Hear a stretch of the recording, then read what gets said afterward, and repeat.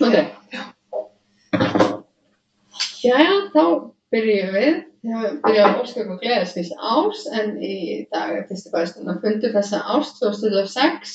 Klukkan er 5 og það er 15. janúar. Mættur fundi er Gylfi Ólafsson, Jóhann Birkir Helgason, Bernharður Guðmundsson, Mættur Kristján Þór Kristjánsson, Nanný Arna Guðmundsdóttir, Magnús Einar Magnússon, Steinunn Guðný Einarsdóttir, Elísabet Samúelsdóttir, Sigríður Júlía Brynleifsdóttir og starfsmaður fundarins er Tinna Ólafsdóttir. Fyrsta mál á dagskrá, það er byggðakvóti fiskveiðiársins 2025-2026. Tillaga frá 1354. fundi bæjarráðs en fundur var haldinn 8. janúar 2005 að bæjarstjórn samþykki framlagða tillögu að sérreglum byggðakvóta fyrir fiskiskipa á fiskveiðiárinu 2005-2006. Og orðið laust þennan lið. Nanný, hefðum orðið. Forseti, á ég að standa upp? Já, það er þú þurfir ekki að koma hérna bara og skipta við mig. Já, þetta er svona bara. Já, mér langar bara til þess að benda á að á blaðsíðu 2 í, fyrstu greinargerð tillögu að breytingum á almennum skilyrðum eru lagðar til að breytingar að lögheimili sé í sveitarfélaginu en ekki einungis í byggðarlaginu sem er bara svolítið snúin setninga því að með lögheimili í byggðarlaginu þá ertu með lögheimili í sveitarfélaginu.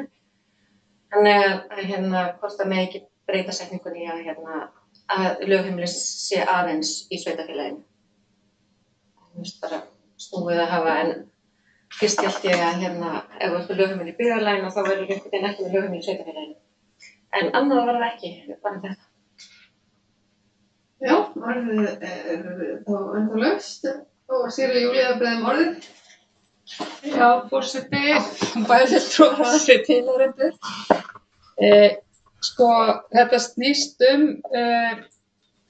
það að viðkomandi sé með, að það tengist ekki að útgerðin sé í viðkomandi byggðarlagi að þetta tengist líka löndunarskylduninni. Þannig að það er það sem við erum að tala um sveitarfélagið. Já. Takk. Já, og orðið er ennþá laust undir þessu lið.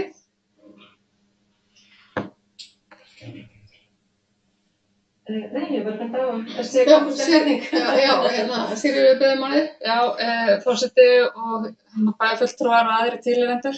Þetta er svo skrítin aðstæður að ég get ekki verið formuleg einhvern veginn af því að þetta er svona aðeins öðruvísi að handla. Sitjum við borð. Já, þessi tillaga að sérreglum er í rauninni sambærileg og hefur verið samþykkt til bæjarstjórn fyrir ár og ég vildi bara árétta það. Þetta eru sömu sérreglur sem við erum að leggja til. Innan sveitarfélags, já. Takk. Takk fyrir þetta. Fleiri síðutaktamáls undir þessu lið. Svo er ekki, þá megi ekki hvort samþykki þetta. Og þetta er samþykkt samhljóða. Þá fyrir við í mál nr. 2. Það er erindisbréf fyrir notendaráð fatlaðs fólks á Vestfjörðum, velferðarþjónusta Vestfjarða, til að frá 12. fundi framkvæmdaráðs velferðarþjónustu Vestfjarða sem haldið var 12. desember 2025 að bæjarstjórn samþykki erindisbréf notendaráðs fatlaðra á Vestfjörðum. Orðið er laust undir þessum lið. Enginn hefur beðið orðið, þá megi ekki með merkið samþykki þetta og þetta er samþykkt samhljóða. Þá er það þriðja mál á dagskrá, það er gjaldskrá 2026 á 561.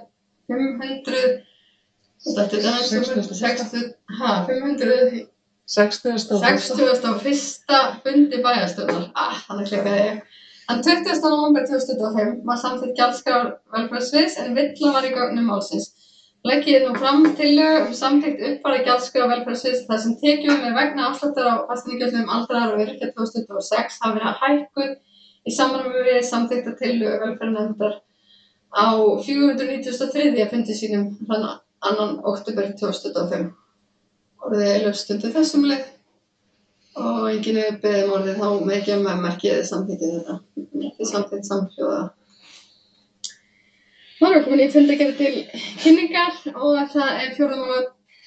Það er bæjarráð, lögform til kynningar fundargerð 1353. fundar bæjarráðs en fundur var haldinn 29. desember 2025 og fundargerðin er 10 liðin og orðið er vestur til þessari fundargerð og Gylfi hefur orðið, gjörðu svo vel.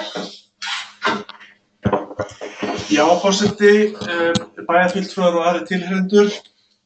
Það eru nokkur mál sem ég langar að drepa á og kynna bæjarstjórn lítillega þar sem að þau eru á vinnslustigum ennþá. Það fyrsta er mál 2 á fundargerð sem er kæra byggingarleyfis vegna Sindragötu 4B. Þar voru lögð fram ýmis gögn sem að tengjast þessari kæru sem að hefur verið kærð núna tvisvar og virðist ekki sjá fyrir endan á því. Það er greinilega ríkur vilji hjá nágrönnum til þess að kæra þetta og ríkur vilji hjá úrskurðarnefnd umhverfis- og auðlindamála til þess að láta málið falla á formsatriðu sem að hafa ekkert efnislegt vægi við ákvörðunina.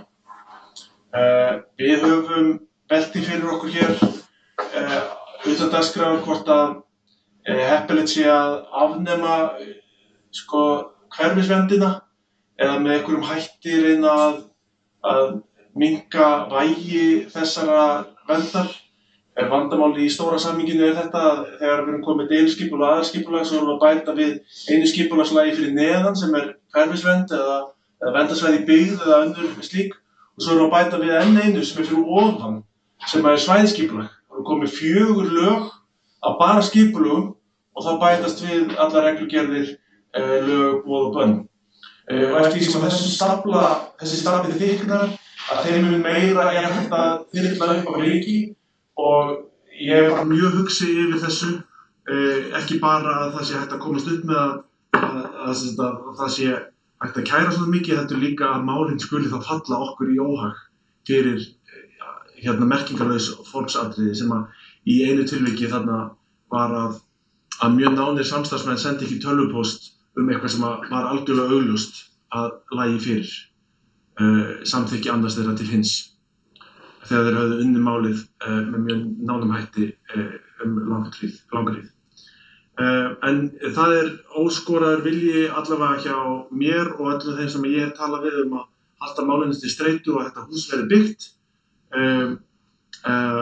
og við þurfum að reyna að draga þessu lærdóm. Nú, annað mál sem ég vildi taka upp er mál 3 sem eru drög að frumvarpi til laga lagareldi og við höfum tekið þetta mál fyrir á minnst 2 bæjarráðsfundum og eigum 1 bæjarráðsfund eftir áður en að fresturinn rennur út. Við höfum verið í samtali við Vestfjarðastofu og Fjórðungssambandið og önnur sveitarfélög á svæðinu. Ég hef átt fund með bæjarstjóra Bolungarvíkur og fleiri lögum úr vestfirskum stjórnmálum og Laxeldi til þess að undirbúa svona samhljóm í umsögnum þetta frumvarp.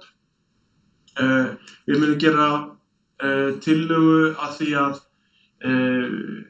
það eru nokkrar breytingar í þessu frumvarpi. Kannski stóra máli er að þetta er mjög jákvæð lög, mjög jákvæðar breytingar þar sem að verið er að taka tillit til þeirra athugasemda sem hafa komið fram og verið að byggja á svona nokkrum kynslóðum af lagabreytingum sem að eiga sér meðal annars rót í tíð Svandísar Svavarsdóttur. Þannig að það eru ákveðin áhersluatriði sem að koma úr þeirri átt og svo hefur þetta aðeins þroskast í meðferð þingsins og ráðuneytisins. Það á að breyta gjaldtöku ákvæðum þannig að þau endurspegli frekar þann pólitíska vilja sem að í þessu frumvarpi er að þetta sé auðlindarenta og auðlindarenta í eðli sínu er mismunur á kostnaði og gjöldum. Það er raunar umfram hagnaður þegar búið er að taka kostnað frá gjöldum og eðlilegan fjármagnskostnað. Lögin eiga að taka á þessu. Það á að gera breytingu á fiskeldissjóði þannig að hann verði komið beint, þannig að fiskeldissjóður verði lagður niður og peningarnir komið beint í sveitarfélag. Þetta hefur verið stórt áherslumál hjá okkur og það er að komast í gegn sem er einstaklega gleðilegt og það eru settir í þetta frumvarp nokkrir hvatar til þess að Laxeldisfyrirtæki standi sig vel, að við náum okkar markmiðum í umhverfismálum en að við séum með burðugt lagareldi sem tryggir byggð og atvinnuuppbyggingu.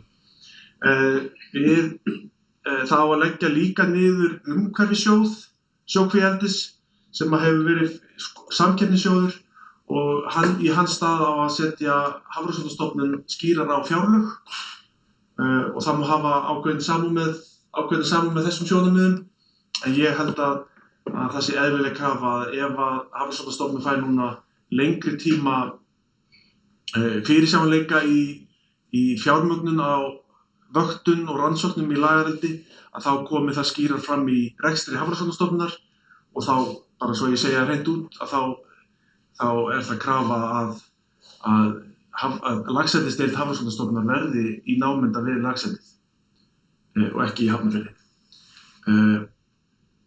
Við gerum einnig tillögu að því að á grundvelli norskrar fyrirmyndar verði sett inn ákvæði kennslukvíar. Þetta mjög þekkt í Noregi þar sem að fjöldinn allur af kennslukvíum eru starfræktur og hugmyndin þá að það sé hægt að ala lax þar sem hægt að nota kvíarnar til kennslu og eftir atvikum rannsókna en það sem að skiptir máli í þessu samhengi að gjaldið af þeim kvíum renni til menntunar í heimabyggð og ég hef fengið kostnaðarmat frá Menntaskólanum á Ísafirði og Háskólasetri Vestfjarða sem að hafa lokið undirbúningi lagareldisbrauta en stoppað gangsetningu þeirra vegna fjárskorts og ég held að það sé mjög eðlilegt að við setjum inn ákvæði kennslukvíar þar sem hægt að bjóða út og afraksturinn færi þá til þessara tveggja skóla og þetta eru mjög spennandi námsbrautir sem þarna eru. Menntaskólanámsbrautin náttúrulega merklegri en háskólanámsbrautin á meistarastigi og þar af leiðandi aðeins fjölbreyttari og tengist skipulagsmálum og umhverfismálum á breiðari grundvelli og í alþjóðlegu samhengi. Svo ef einhver peningur eftir, þetta yrði útboð væntanlega, ef einhver peningur eftir þá fari hann í samkeppnissjóð fyrir rannsóknir á kannski breiðari grundvelli heldur en umhverfissjóðurinn. Umhverfissjóðurinn er í svona líffræðilegri vöktun og slíku en það mætti hugsa sér að það verði samkeppnissjóður með aðeins breiðari skírskotun. Og svo nokkur önnur atriði. Eitt sem ég vildi nefna þó sérstaklega er að nú eru 10-15 ár síðan að laxeldi fór að ná einhverju máli í vestfirskum atvinnurekstri og þá eðlilegt að við förum að víkja frá það sem við hefum sem mikil notkun á líkönum, bæði í burðarþoli og áhættumati. Líkön eru mjög eðlileg þegar að raungögn liggja ekki fyrir. En nú þegar reynsla komin á þetta og við erum komin með kerfi sem að vakta, að þá sé eðlilegt að við byggjum meira á raunupplýsingum. Ég held að það sé mikil vaxtartækifæri í laxeldinu vegna þess að umhverfisáhrifin hafa verið talsvert minni heldur en líkönin hafa gert ráð fyrir. Það segir meira allavega fróðir menn. Þannig að við munum afgreiða þetta í bæjarráði á mánudaginn væntanlega á þessum nótum. Á fimmtudaginn, já fyrirgefðu, nú hérna svo vanir þessu. Á fimmtudaginn á þessum nótum en það mun ekki koma fyrir bæjarstjórn. Formlega var það nokkuð að því að tíminn leyfir það ekki úr því sem að komið En ég vildi þá allavega kynna þetta hér og gefa það bæjarfulltrúum til tækifæri til þess að hafa á þessu skoðun áður en þetta fer inn í samráðsgátt. En þetta ekki þannig atriði að þurfi beinlínis ákvörðun, þannig að þetta ekki tilefni til þess að halda sérstaka bæjarstjórnarfundi eða slíkt. Þetta var það sem ég vildi segja þennan fund bæjarráðs 1353. Það verður þetta og fleiri sem vilja taka til máls undir þessum lið. Svo ekki áförum við í 5. mál.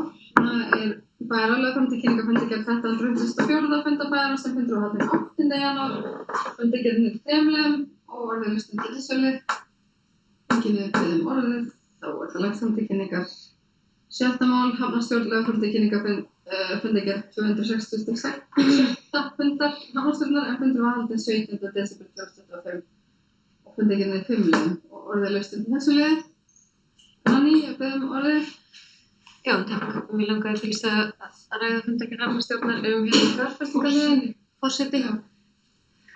Ég segi bara sama Sigga, ég var bara mjög erfitt með formlegheitina í þessum sal, en ég biðst afsökunar, forseti. Mér langaði til að ræða fjárfestingarlið sem Hafnarsjóður ræddi á sínum fundi. Það sem ræddar fjárfestingar ársins 2025, það það 3 ársfjórðungar. Þá væntanlega ekki búið að taka saman fjárfestingar október, nóvember og desember. Ég var að segja þetta eru töluverð vonbrigði að Hafnarsjóður hafi ekki fjárfest fyrir meira heldur en tæplega 50% af því fjárfestingarfé sem að höfnin hafi til ráðstöfunar árið 2025. Það sem fjárfestingar eru núna, samkvæmt þessu uppgjöri, 248.710.000, en það var gert ráð fyrir að höfnin myndi fjárfesta fyrir 520 milljónir. Og mér finnst það ekki góð verkstýring, þar sem að við ætlum að gera ráð fyrir að það fé sem við setjum í fjárhagsáætlun, það sem við setjum í fjárfestingaráætlun og það sem notað í fjárfestingar og það sem við erum að vinna fyrir næsta ár 26, það byggir á því að það sem við gerum ráð fyrir að við erum klárað 25 myndi klárast. Þannig að ég til dæmis tek eftir því að það ekki búið að eyða nema 10% af þeim peningum sem var áætlaðir í farþegatermíla á Sundabakka. Og ég velti fyrir mér, erum við þá í stakk búin til að fara í þessi tæplega 200 milljóna króna framkvæmd á Sundabakka á næsta ári eins og við gerum ráð fyrir. Hönnunin komin það langt að við bara getum byrjað á næsta ári til að eyða þeim peningum sem við höfum áætlað að eyða á næsta ári. Sama á við göngustígana sem við erum bæði að hugsa við Sundahöfn og að neðsta kaupstað.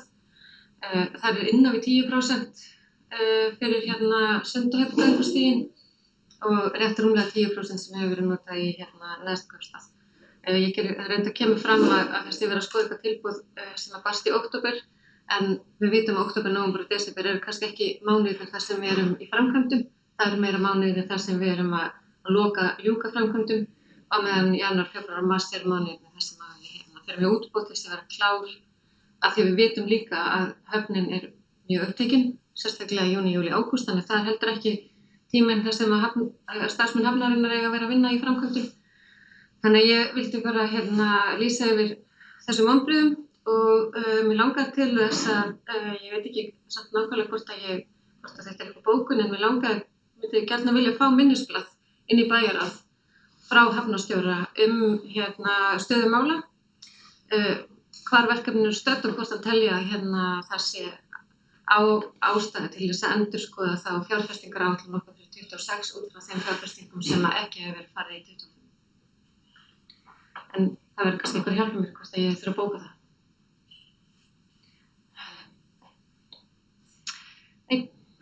Takk. Takk fyrir þetta, Nanný. Og Jóhann Birkir líka beðið orðið.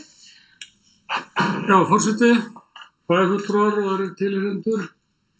Ég ætla nú það bara að fylgja þessari fundargerð þessu hlaði og svara þeim fyrirspurnum sem komið fram. Það er vissulega leiðinlegt að þetta hafi farið svona fyrir fjárfestingum Hafnarsjóðs, en stærsti einstaki liðurinn var þá hús fyrir farþega sem þá áætlað 100 milljónir, en því miður þá hefur hönnun ekki gengið nægilega vel og hratt, og það átti að vera búið að steypa sökkla og plötu fyrir áramót. Það tókst ekki. Það nú kannski svona stærsti einstaki liðurinn. Svo á lið 2 í fundargerð hafnarstjórnar, það sem sagt göngustígar, og það hefur bara gengið vel á hafnarsvæðinu. Það búið að vera að gera það, þannig að það tókst nú að gera dálítið og ásamt því sem að held ég að framkomi að stækka skal ég segja ykkur gámaplan, og þannig að þetta mun nú laga svolítið fjárfestingar það sem var gert frá því þessum fyrstu 3 ársfjórðungum.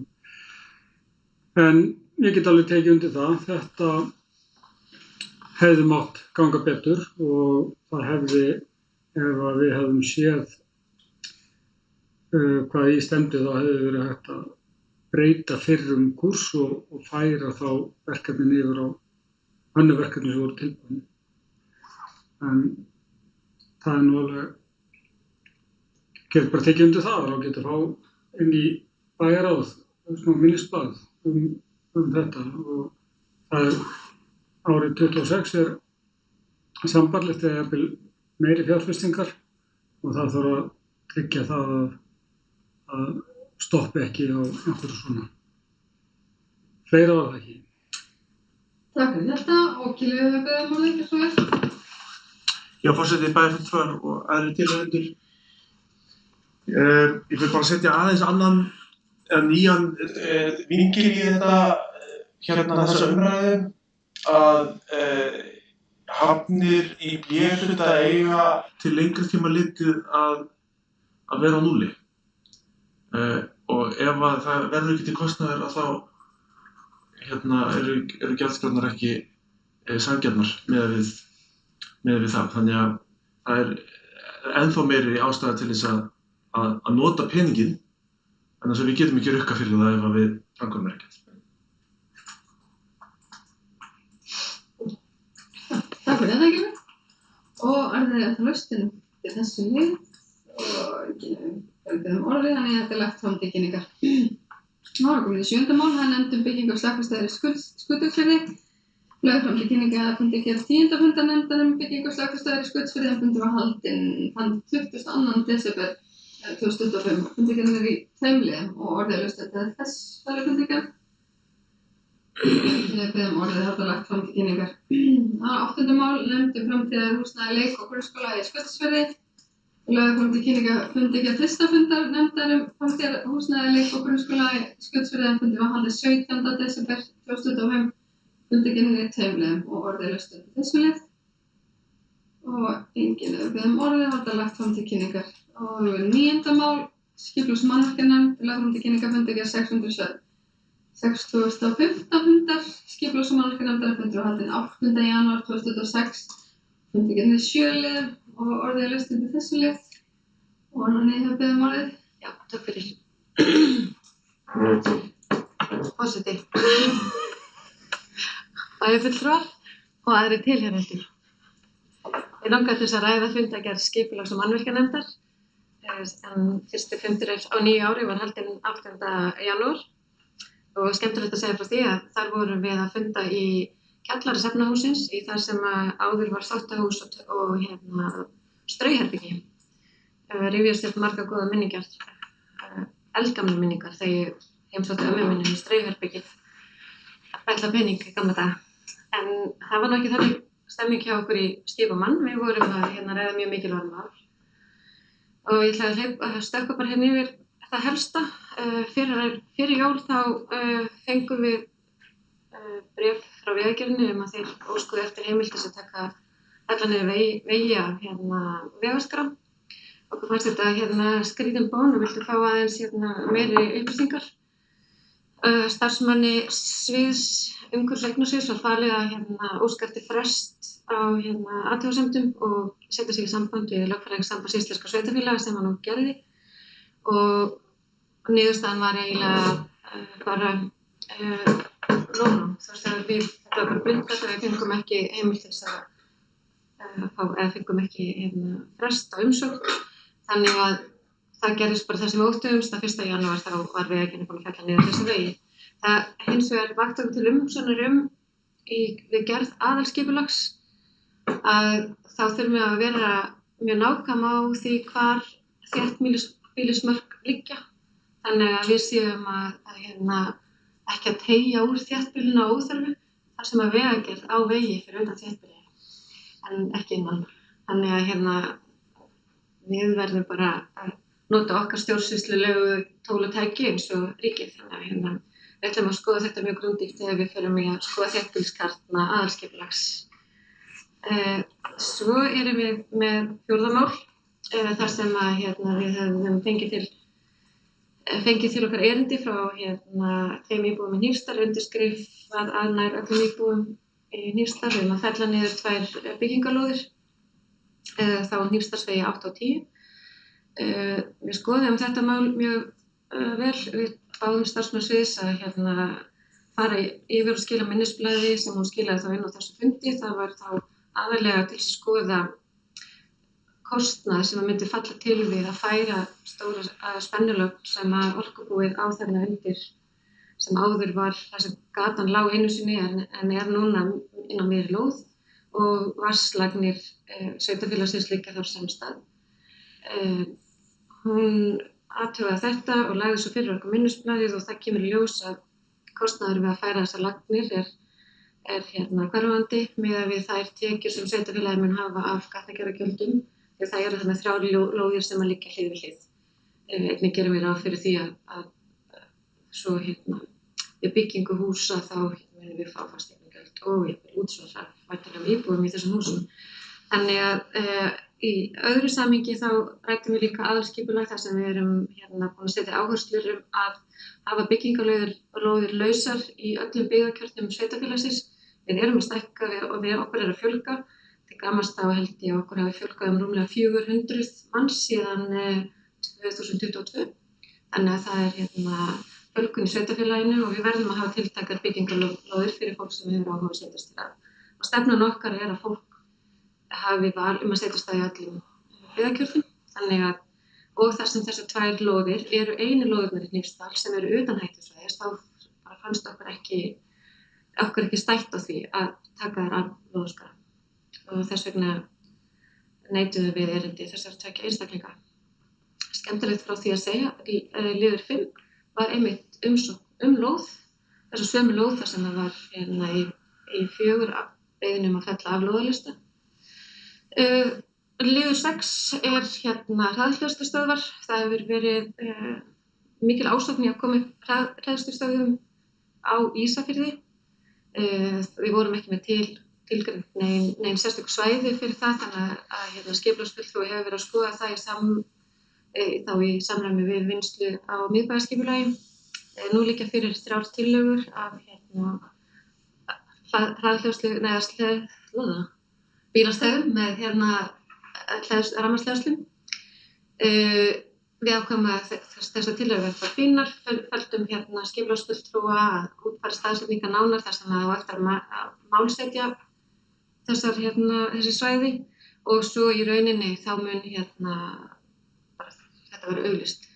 Þetta eftir komið inn í deiliskipulag og við veltum fyrir okkur þar sem að það vantar líka hleðslustöðvar í minni byggðakjarnana, hvort að við ættum að reyna að hafa einhvers konar samlegðaráhrif á úthlutun á lóð undir hraðhleðslustöðvar á Ísafirði jafngildir því að þú setur upp hraðhleðslustöð einhvers staðar annars staðar og þá það er bara svona einhvern veginn útfærsluatriði sem við erum ekki alveg búin að ræða.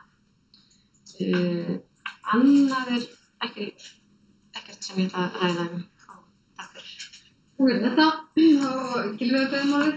Já, forseti bæjarfulltrúar og aðrir tilheyrendur, ég vil bara lýsa yfir ánægju með úrlausnir umhverfis- og skipulagsnefndar í þessum að mörgu leyti snúnum málum sem þarna voru undir.